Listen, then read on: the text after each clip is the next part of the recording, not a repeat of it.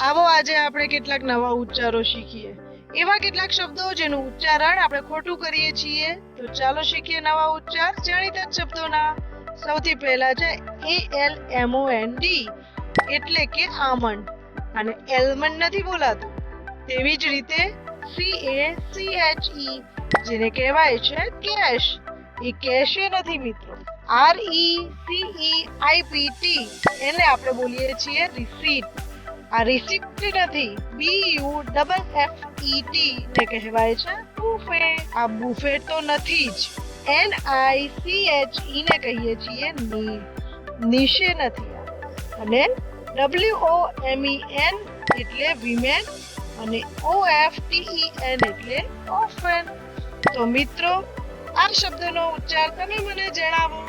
KNOWLEDGE. તો આવું જ આસાનીથી અંગ્રેજી શીખવા વિડિયો લાઈક કરો, ચેનલ સબસ્ક્રાઇબ કરો.